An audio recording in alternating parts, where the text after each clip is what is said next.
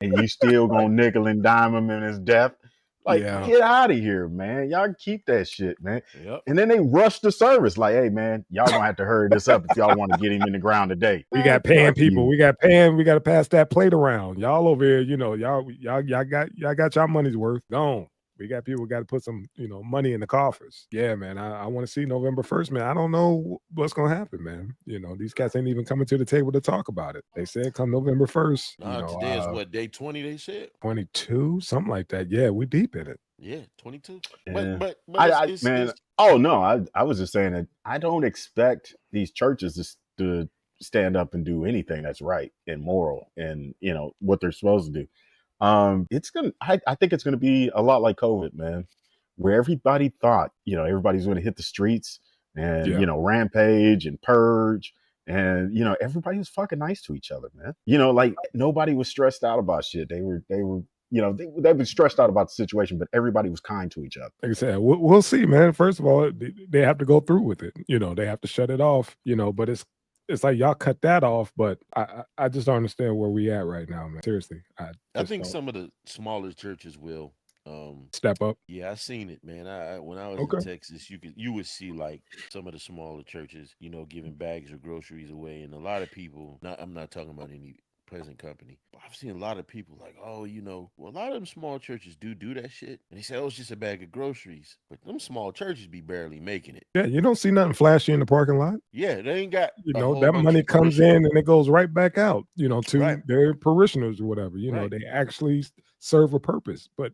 Like I said, this is for the big boys, the ones you mentioned before, like, who wouldn't let nobody come in because he just had the whole church remodeled. Like, hell nah, man. Them people funky. Our humidifiers ain't set up for that. No. So humidifiers ain't set up for that. No. Ain't set up for that kind of funk. So no, y'all stay on outside and we'll set up some tents. Y'all can use the parking lot, but y'all ain't coming in here. It's an interesting thing what's going on, man, because you don't know who's telling the fucking truth about any of it. Now, I do know they said that with the Democrats, what they're trying to stop is these fucking medical, these monthly copays going from $300 to $900. Mm-hmm. You know what I mean?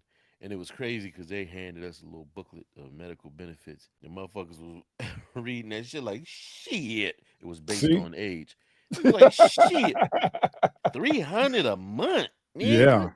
Yeah. I was like, I threw that shit. I was like, yeah, I don't need that. Yeah, my thing is, it's about to go up again because of it's time to re-enroll. Re-enrollment is rolling around too as well. Yep.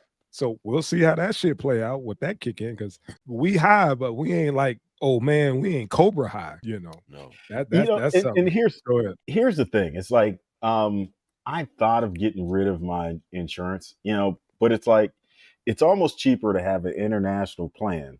And if I or my kid gets sick, you just leave the fucking country and get affordable health care somewhere else, like extremely fast. Like you just don't get treatment here. And man, for Americans, the best thing you probably do is get an international plan and travel for your medical, because this place will run you dry. That sounds good, but it's not just about getting sick per se. There are like life-threatening incidents, man, where you need that medical attention ASAP.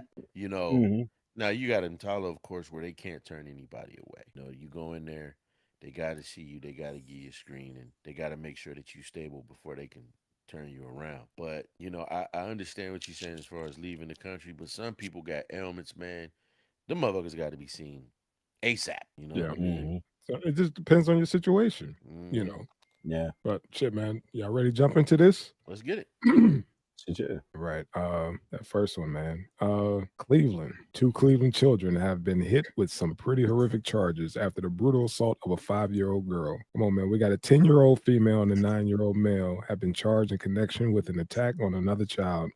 They initially been charged with 1 count of attempted murder, 4 counts of rape, 2 counts of felonious assault, 1 count of kidnapping, 1 count of strangulation. Cleveland. 9 and 10.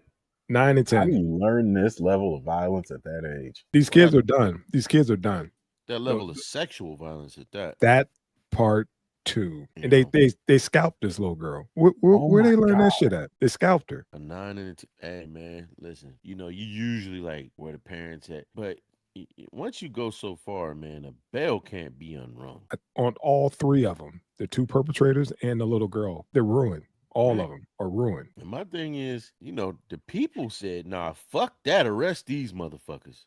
It was the people. So my thing is, man, you get people that's like, oh, they children, where their actions weren't that of a child. So they gotta face that music. And I mean, if they gotta create a special jail to hold these motherfuckers till they 18, then it is what it is, man. There's a huge man. 9 and 10 are children, but a fucking 5-year-old is that's a baby, man. That's it.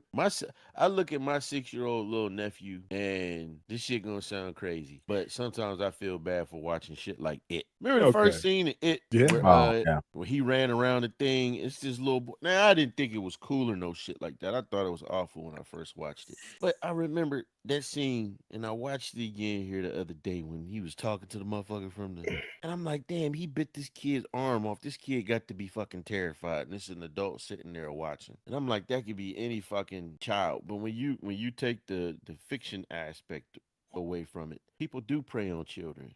You know what I'm saying? Every day. And it's sad that this just happened to be to other children. It's just sad that what they did was so fucking harmful and grotesque that you still got to ask the question, where did they learn this from, and where's the parents? Why they ass ain't going to jail? But them little motherfuckers got to go too. Psyche Val for Bebe all of and them. them ain't had. They need to be fucking case studied. Like I just watched that damn Netflix series, that Ed Gein or whatever. Dawn. Yeah, man. If you Sauce, you might get into it because all the the horror movies and stuff like that or whatever.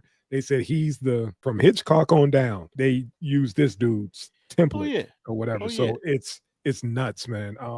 Buffalo Bill, Texas Chainsaw. Everybody, all of them are tied to this dude. He's like death row of this shit. No pun Who's this? Ed Gein. Oh yeah. I just saw the documentary. Yeah, that shit was not documentary, but fucking show. Yeah, the LOH, she tapped out after about 3 and was like, I can't. I'm cool. That was just a little too far for me. You got it, kid. You finish. That's like, what all right. My wife said. My wife was like, no. It's too much. It was a lot going on, man. A lot going on. And saying that to reference, these kids, because he was like that, from, dealing with his mama and shit like that, that way, for the most part. But these kids, man, 10 and 9, they're ruined, man. I don't think they're gonna be able to bounce back from that. Yeah. What do you do with them? I mean, that's what I'm saying. That's what I'm saying. You send them to the. Is that? Wow! Come on, bro. That was cold. Damn. That was cold.